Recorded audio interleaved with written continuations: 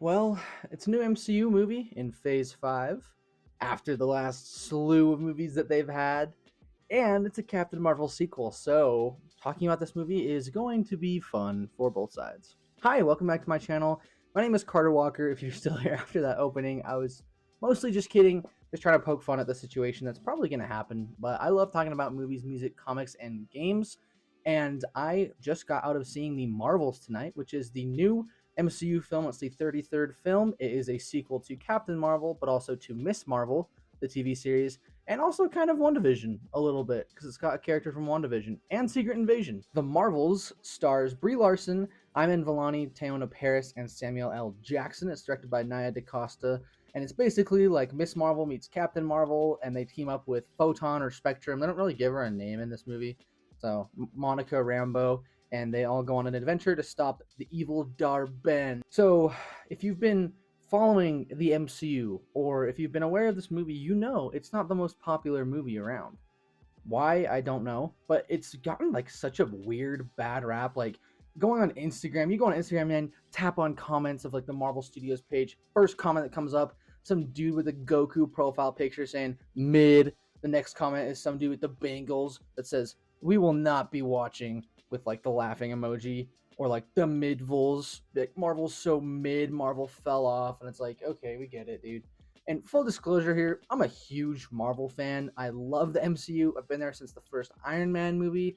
I have seen every single movie, every single TV show, everything they've put out. I have watched it. And the MCU actually got me into reading comic books like Batman and other comics as well, like Batman, Daredevil, Doctor Strange, and it got me kind of to be more comfortable with my personality and more into like the person that I am today. Like, I'm a huge geek, I'm a huge nerd, and I do keep that like on the down low when I'm at class.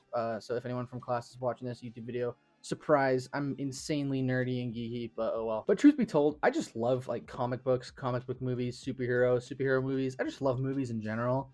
And so the discourse about this film for both sides is gonna suck. Like, I feel like I just have to get that out of the way immediately. And it's gonna, I'm sorry, I know people want to hear the good, the mixed, and the bad, but I feel like it's important to make this statement before I review the film, so everyone watching is aware that yes, I'm a Marvel fan, but also that I enjoy other movies besides Marvel movies. I can pick and choose. Personal preference is a crazy thing, people. I can love the MCU and a lot of the projects in there. I can find something to like about almost every movie, but then also love other things like A24 films, movies like Good Time, movies like mid 90s, movies like The Thing, Halloween, Scream, Interstellar, Back to the Future, Inglourious Basterds, you can name it.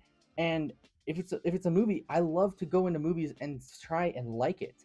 People nowadays go into movies and try and find something to hate. It's like the cinema sins effect, and it's really bothering me. I'm gonna be nuanced in my review because not everything is the best movie ever, and not everything is the worst movie ever. And me saying that I like this movie might get me called woke on Instagram, TikTok, or YouTube.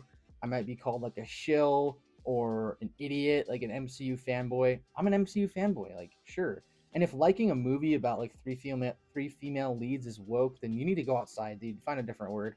And if you dislike this movie for purposes like normal purposes, like, yeah, I didn't think the plot was that great, I really didn't like the performances, that's totally fine. I don't mean to like disavow your opinion. Your opinion is just as valid as mine. I'm literally 21 years old talking to like 200 people on YouTube. Who really cares about my opinion? It's important that everyone has their opinion validated for the correct reasons. You know, if you're hating on this movie because it's a Marvel movie and you just hate Marvel, you don't even give it a chance, go outside. It's just a movie. And if you're immediately like, it's a Marvel movie, it's the greatest movie ever, go outside. Again, people take everything way too seriously. We need film nuance. With all that being said, let's get right into the good. The biggest thing about this movie that I really enjoyed actually was the dynamic between the three leads, Teyonah Parris, Brie Larson, and Iman Vellani.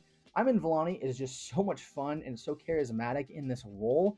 She is so great here, just bringing so much energy to Miss Marvel. I just finished the TV series literally like 3 hours before the movie started because for some reason it completely slipped my mind last year to actually watch this show. I was super busy just getting ready for college and everything and my job, and then I just never got around to it for some reason. I don't know, they just really didn't market the show, and that's my fault because I really should have watched it because I honestly really liked the show. What is down there? It was a ton of fun, and I would recommend the show to quite a bit of people. It's not perfect. but you do get a feel for Miss Marvel, and I would say that Miss Marvel and the Khan family are just as good in this movie. They provide a lot of comic relief, but in a good way, in a very wholesome, fun manner. Instead of just putting someone down and trying to do like the witty one-liners. Of course, this is a Marvel movie, so they have those witty one-liners, everywhere, but some of them do work a lot better than others, and there was a few times where I genuinely laughed out loud because this movie actually is pretty funny. I know the reactions and comments on all of social media and the general consensus is that this movie is going to suck. It's the worst thing to happen to humanity since 9/11, and you can quote me on that. But in all honesty, it's not that bad. It's not bad at all, I'd say. I don't think it's fantastic, spoiler alert, but I also don't think it's terrible. It's perfectly good. It's just a fun time at the movies, and I honestly don't see anything wrong with that. It's not a Winter Soldier type movie where the hero's beliefs are going to be challenged and it's going to be politically intriguing and just feature a ton of shaking ramifications for the MCU going forward. It's just a fun movie, and I think this would be a perfect, if I had kids, for a family movie night or for a date night. I would have a great time taking my wife to go see this because, like I said, it's pretty funny. There's a few moments in here that really don't work for me with the humor, but there's actually like one of the, I don't know why it was so funny. It does like the WTF humor of like Thor Love and Thunder, but in a way where it's not so over the top and in your face. And I know what I'm about to describe sounds over the top and in your face, but it's actually pretty funny within the confines of the movie. You just see the Flurkin kitten scene if you've seen it, and they're just going around, and the memory song from Cats is playing. That was actually really funny. I'm gonna be honest. I was laughing my head off in the theater. I really enjoyed it. It was funny. And honestly, I liked that. I liked that it was just a fun, funny, lighthearted movie about the three leads just enjoying the time with each other and just going around. That being said, Brie Larson, I heard that her performance wasn't very good. She seemed a lot better. This movie made me like Captain Marvel quite a bit more. She seems more like a person here than she did in her appearances in Captain Marvel and Endgame. She just seems more lighthearted. She seems more at ease with herself. There, of course, are some moments where she's challenged with her worldview, she's challenged with her actions in the past that I thought worked well. I'll get into that a little bit later. It just wasn't fleshed out. And Teyonah Parris is good as Monica Rambeau. The dynamic between the three leads was really fun, and that actually, the power switching, where they use their powers and they switch places, made the action sequences really fun and engaging. Like, the action sequences were awesome in this movie because of how cool it was that they just switch around and every time they use their powers. So it prevents that interesting challenge. Like, okay, only one of us can use our powers at the same time, or we have to figure out how to coordinate. And that was so fun. And there's a ton of jumping around in a way that makes sense because ow, I just dropped my leg on my box of video games, so that kind of hurt. There's a ton of fun to be had in this movie. So if you walk in with like minimal expectations, I know that sounds bad. If you walk in just wanting to have a good time, I'm sure you'll have a good time. That's what I did. You can just tell that Nia DaCosta and her whole crew and cast are just enjoying themselves on set. She brings a lot of extra flavor into the film. Of course, it's not like her signature is all over this movie. Like you watch it, like that's a Nia DaCosta film. You just watch the movie and you're like, yeah, it's Marvel. It's a fun time. It's one of the more fun, light-hearted Marvel movies like Ant-Man. Though I think it's as good as Ant-Man, not quite, but I still had a good time. I mean, Ant-Man 1, of course. And I feel like people are just so quick to dismiss things nowadays. Like, just give it a chance, dude. It's fun. Like, however, of course, it is not perfect. I did have my fair share of issues with it. Going into the mix, the CGI can be a little wonky sometimes. There's a few moments where I was like, man, the CGI actually looks really good. And then there's a few other moments where I was like, that looks really bad. Classic Marvel movie, classic blockbuster past 2010, where the CGI, you can either love it or hate it, or you'll get a bit of both. That's just how it goes nowadays, honestly. And it sucks to say that, but the CGI, every time I watch a movie, I'm like, it's probably going to be right in the middle, kind of good, kind of bad. Just how it goes. And the tone as well kind of switches up a little bit. I guess the best way to compare this is Thor the Dark World and Captain Marvel, and then you get Thor Ragnarok and the Marvels. Whereas Marvel was like, okay, so these two movies didn't really work. We're going to throw them all out, bring in a new creative team, make the whole movie a lot more lighthearted, a lot more fun, a lot more funny, and they're just going to roll with it. And that's kind of what the Marvels feels like. And of course, like how Thor Ragnarok had some serious issues with tone, that's probably my biggest issue with that movie. The Marvels is also that way. There's nothing as nearly as dark in here as Thor Ragnarok. There are some moments where it'd be like nice, to have a moment or two where it's like kind of, you're sitting in what just happened. You're sitting in the emotion of what someone just said. You're sitting in what's happening and you're just kind of taking it in. And of course, they just don't let you do that. Part of that can be attributed to the film's short runtime. So, getting into the negatives, the movie just felt rushed. It's a sequel to Miss Marvel, it's a sequel to Captain Marvel, it's a Secret Invasion sequel, it's a WandaVision sequel. So, you have a lot of threads to pick up. And of course, it's not going to pick up on everything. It answers a little bit more than I expected it to. Does it make any of the previous installments better? No, especially not Secret Invasion. Those of you who have seen that video know I really despise Secret Invasion. Probably my least favorite Marvel project of all time. Not even probably, it is. I do not like it one bit. You know, they just kind of shot themselves in the foot there. You don't want to go way overboard and say, okay, so at the beginning of this movie, we're going to have a recap of Miss Marvel, a recap of WandaVision, a recap of Captain Marvel, and a recap of Secret Invasion. So everyone knows what these characters are up to, but you also don't want to just jump into the fray. And so they kind of just like, okay, well, we're going to cut this movie down quite a bit, maybe retool it in post, and all this and that.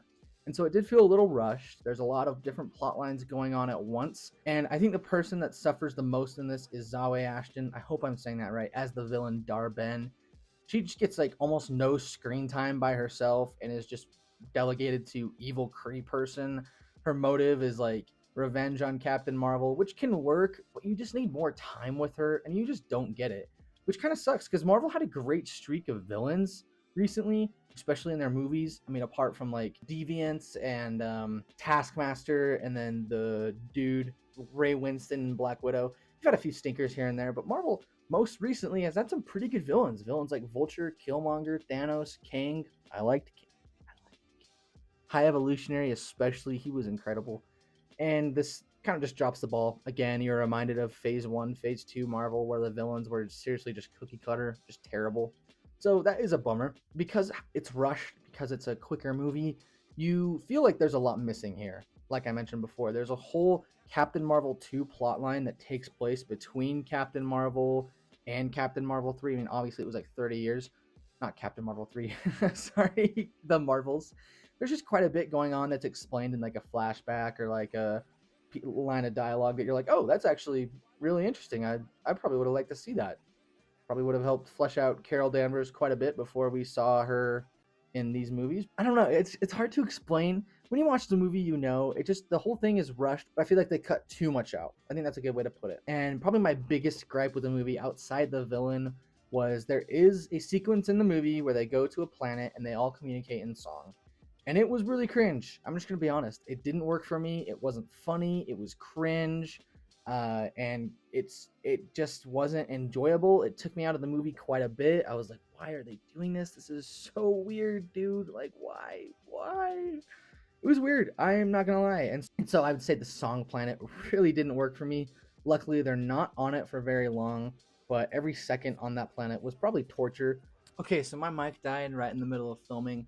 But anyways, I really didn't like the Song Planet.